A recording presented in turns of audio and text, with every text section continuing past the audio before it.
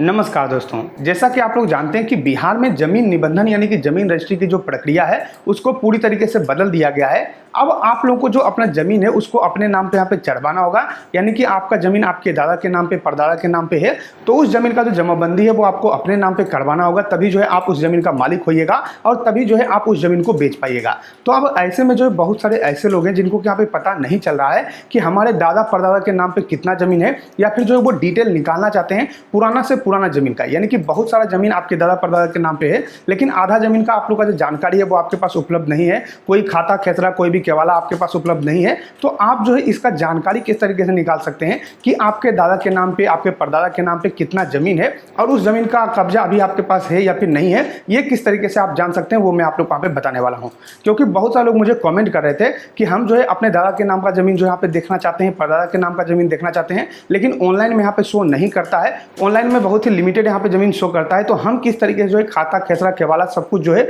एक आदमी का पूरा डिटेल यहाँ पे निकाल सकते हैं, इसके बारे में आप हमें जानकारी दीजिए। तो अगर आप जो है पुराना से पुराना ज़मीन का डिटेल निकालना चाहते हैं तो उसका जो है ऑनलाइन आप लोग का प्रक्रिया यहाँ पे नहीं रहने वाला है, क्योंकि ऑनलाइन में जो है बहुत सारा जो ज़मीन है वहाँ पे अभी भी छूटा हुआ है, अभी भी यहाँ पे नहीं चढ़ा हुआ है। तो ऐसे में आप लोग को जो डिटेल है वो यहाँ पे ऑफलाइन ही निकालना पड़ेगा। कुछ ज़मीन तो ऐसा भी है जिसका कि ऑनलाइन में आप लोग का जो चढ़ा हुआ है वो आप लोग का यहाँ पे मान लीजिए बिक गया है ज़मीन और उसके बाद ऑनलाइन में जो आप लोग का नाम चढ़ा हुआ है वो यहाँ पे जो है वैसे व्यक्ति का चढ़ा हुआ है जो खरीदे हुए हैं ज़मीन। तो ऐसे में जो है आपको पता नहीं चलेगा कि ये ज़मीन हमारे दादा का था या फिर परदादा का था, ये जो है आप लोग यहाँ पे शो नहीं करेगा। डायरेक्टली जिनका यहाँ पे ज़मीन अभी फिलहाल होगा उन्हीं का नाम यहाँ पे शो करेगा। लेकिन अगर आप चाहते हैं कि पुराना से पुराना ज़मीन जो बिक भी गया है या फिर जो भी ज़मीन हो सभी ज़मीन का हम डिटेल यहाँ पे निकालें, तो इसके लिए बस आप लोग का एक ही प्रक्रिया है कि आप लोग को ऑफलाइन यहाँ पे निकालना होगा। ऑफलाइन में ज़मीन का डिटेल निकालने के लिए आपको जो है अपने कर्मचारी के पास जाना होगा। आपके अंचल स्तर पर जो है एक कर्मचारी होते हैं, उनके पास आप मिलिएगा। आपको अगर पता नहीं है कि आपके मौजा का जो कर्मचारी है वो कौन है, यानी कि आपके सर्कल कहाँ पे कर्मचारी कौन है, तो ऐसे में आप सीईओ के ऑफिस में जाइएगा और वहाँ पे जो है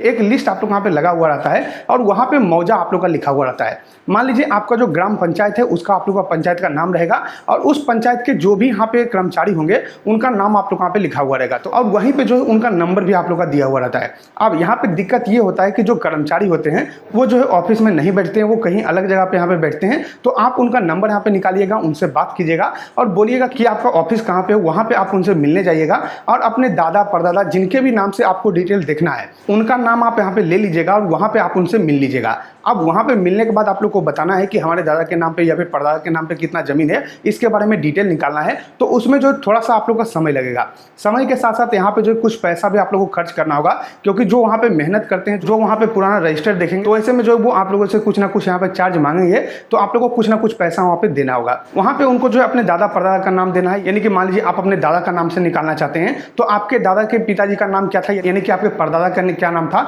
वो नाम आप लोग वहाँ पे देना होगा। साथ में आपके दादा का नाम देना होगा। अगर मान लीजिए कि आप अपनी दादी का निकालना चाहते हैं तो दादा का नाम और दादी का नाम दोनों का दीजिएगा, यानी कि पूरा आप लोग का डिटेल यहाँ पे देना है। अगर आपने यहाँ पे वंशावली बनवा रखा है तो वंशावली आप उनको दे दीजिएगा और उनको बोलिएगा कि इनका डिटेल यहाँ पे निकाल के रखिए, तो वो जो है पूरा डिटेल आप लोग को निकाल कर दे देंगे। लगभग 2 दिन 4 दिन आप लोग का समय लगेगा, लेकिन वो डिटेल यहाँ पे निकाल के दे देंगे। अब मान लीजिए कि वो बोलते हैं कि हमारे पास जो है पूरा डिटेल उपलब्ध नहीं है, तो ऐसे में जो है आप उन्हीं से बोलिएगा कि हमको जो है इसका पूरा डिटेल चाहिए, यानी कि इनके नाम से जो है कितना ज़मीन अभी बचा हुआ है या फिर कौन कौन सा ज़मीन इनके नाम पे है उसका डिटेल हमको चाहिए। तो वो जो है ऊपर स्तर से आप लोगों का जो डिटेल है वहाँ पे निकलवा कर ला देंगे, यानी कि जो पुराना फाइल है वो यहाँ पे निकाल देंगे और वो जो है सर्च करके आपको बता देंगे कि कितना ज़मीन उनके नाम पे यहाँ पे बचा हुआ है। अब उसके बाद आपको करना क्या है, उस ज़मीन का आप लोग वहाँ पे कागजात निकालना है। तो कागजात निकालने के लिए जो है नकल निकालना होता है। नकल के लिए एक जो है आप लोग का फॉर्म आता है, वो आप यहाँ पे जो है भरिएगा और फॉर्म भरने के बाद आप लोग वहाँ पे जमा कीजिएगा सीईओ ऑफिस में। तो वहाँ पे जो है आप लोग का एक नकल दे दिया जाएगा, यानी कि जो आप लोग का पुराना ज़मीन है उसका खाता खेसरा सारा कुछ आप लोग वहाँ पे प्रोवाइड करवाया जाएगा